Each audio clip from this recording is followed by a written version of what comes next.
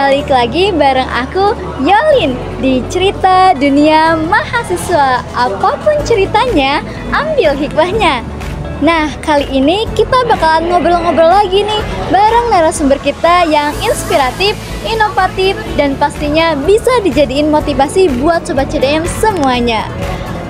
Kira-kira siapa ya narasumber kita kali ini? Udah penasaran? Kalau gitu, ikutin aku yuk. Yuk.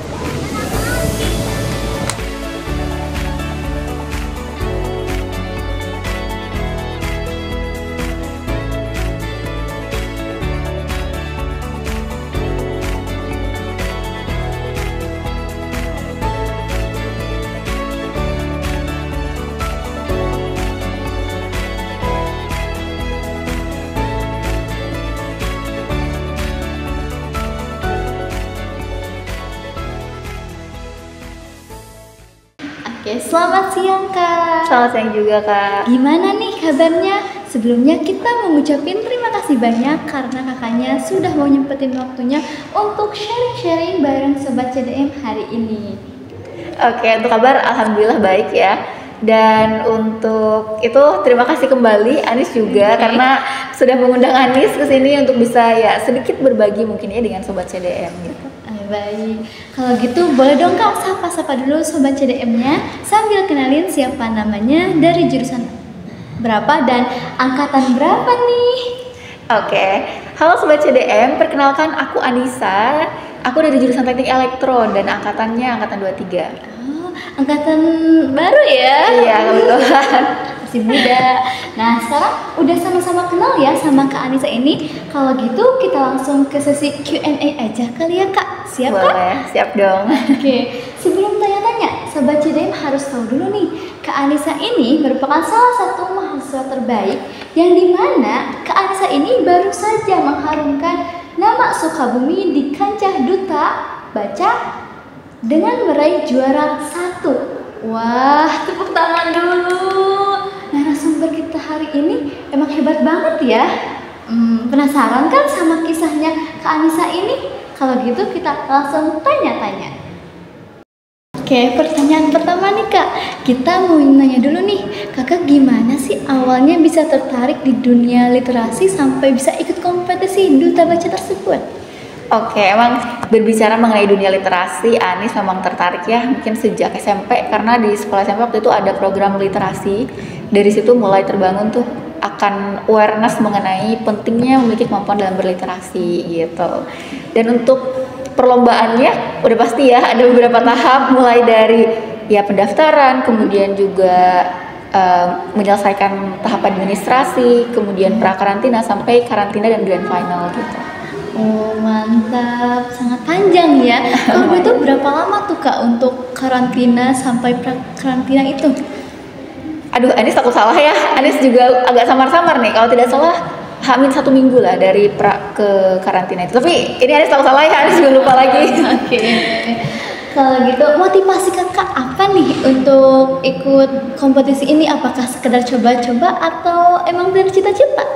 Oke, untuk coba-coba tentunya enggak ya, karena Anis pribadi tuh Anis ketika mengikuti sesuatu tuh pasti ada goals tertentu gitu yang harus Anis capai. Yang pertama adalah self development tentunya, Anis untuk ingin mengembangkan diri di sana gitu. Yang kedua adalah Anis sangat senang sekali dengan dunia pendidikan dan Anis make sure bahwa literasi ini adalah pondasi yang paling utama kita dalam dunia pendidikan ya gitu. Dan yang terakhir adalah tentunya ini ya jejaring sosial gitu. Di sana kan pasti tentunya banyak sekali orang-orang yang hebat. Anis juga bertemu dengan bapak ibu yang bekerja di bidang di perpustakaan gitu. Itu menurut Anis suatu kesempatan yang sangat besar dan luar biasa di sana gitu. Oke.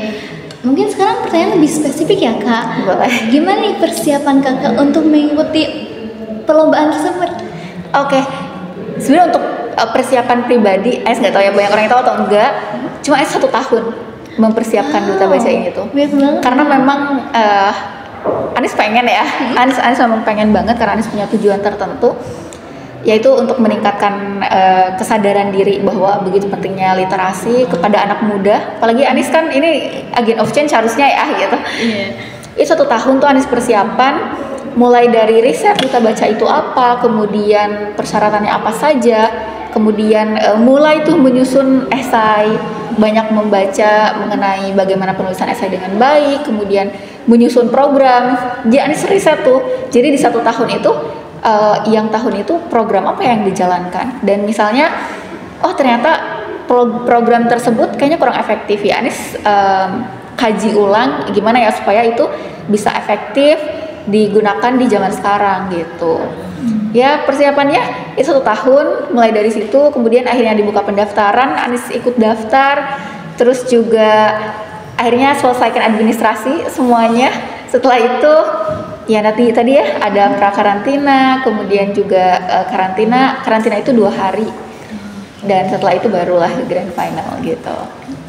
Keren ya, sangat menarik banget ceritanya, sangat lama banget ya 1 tahun, luar biasa perjuangannya.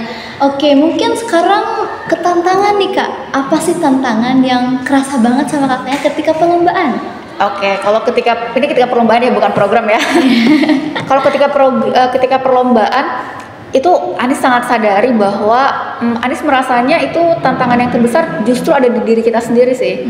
Jadi kepercayaan diri itu Anies sempat down ya, sempat juga gak percaya diri karena ya melihat ya teman-teman ya yang mendaftar itu dengan background yang sangat luar biasa, kemudian pengetahuan yang sangat luar biasa, tentunya itu agak mengganggu mental ya gitu. Cuman kembali lagi Anies selalu percaya bahwa segala sesuatu jika diusahakan dengan serius gitu ya, itu pasti akan mendapatkan hasil yang sesuai juga gitu dengan apa yang kita usahakan gitu. Itu sih paling. Oke, ngomongin soal duta baca nih, kakak kan udah baca banyak buku ya. Apa sih yang paling favorit buku yang pernah kakak baca dan kenapa tuh? Boleh? Oke. Kayak ini salah satu yang Anies sampaikan juga ya ketika pendaftaran administrasi. Anies tuh senang sekali dengan buku Kak Indra Sugiarto. Semua bukunya ya, boleh teman-teman cek aja. Itu ada Tumbuh dari Luka, kemudian Teman Berjuang, dan juga Berlari di Tengah Hujan. Itu kenapa Anies suka banget, karena itu sangat memorable di saat Anies sedang mengalami kegagalan yang begitu banyak gitu ya. Itu buku itu menemani Anies, dan itu bisa ngebuat mindset Anies berubah, juga Anies bisa semangat lagi. Terus juga yang satu lagi adalah Thinking Fast and Slow, karya Daniel Kahneman ya. Itu kenapa Anies suka, karena di situ di buku itu menceritakan tentang 2 sistem kerja otak, dan itu sangat menarik. Jadi buat teman-teman nanti, itu Anies sangat merekomendasikan sih, bagaimana cara kerja otak, kemudian gimana juga cara berpikir dengan cepat namun tepat gitu. Oke, ingat ya kawan-kawan. Oke Kak, sebelum closing nih, boleh dong kakak kasih motivasi buat sobat CDM semuanya yang mungkin punya target yang sama kayak kakak, ingin jadi duta baca. Boleh Kak? Oke, mungkin buat teman-teman nanti ke depannya, Anies hanya ingin berpesan bahwa yang pertama adalah persiapkan dirinya tentunya ya, persiapkan diri dengan baik. Kemudian juga, Anies ingin memberitahu juga ya kepada sobat CDM bahwa duta baca ini adalah salah satu mungkin ya duta yang kita bukan hanya sekedar brand ambassador, tapi memang yang dilihat adalah cara berpikir, kemudian pengetahuan dan juga wawasan. Jadi silahkan dipersiapkan sebanyak mungkin untuk mencari insight gitu ya, dan tentunya harus banyak baca ya, harus banyak baca dan harus memiliki kemampuan dalam berliterasi, karena lagi-lagi membaca itu hanya fondasi kecil saja gitu. Tapi jadi gini, kita itu gak hanya sebatas baca tuh, karena kalau sebatas membaca tuh semua orang bisa, tapi tidak semua orang itu bisa paham dengan apa yang dibaca. Ya betul. Dan tidak semua orang tuh bisa menyampaikan informasi yang dia baca gitu. Dari situ silahkan untuk persiapkan gitu ya. Dan Anies pengen memberitahukan bahwa memiliki kemampuan dalam berliterasi di zaman sekarang itu sangat penting. Anies sangat menyayangkan jika kita sebagai generasi muda tidak suka membaca, kemudian tidak memiliki kemampuan dalam berliterasi, itu amat sangat disayangkan. Apalagi sekarang kan ini teknologi sudah semakin canggih gitu ya.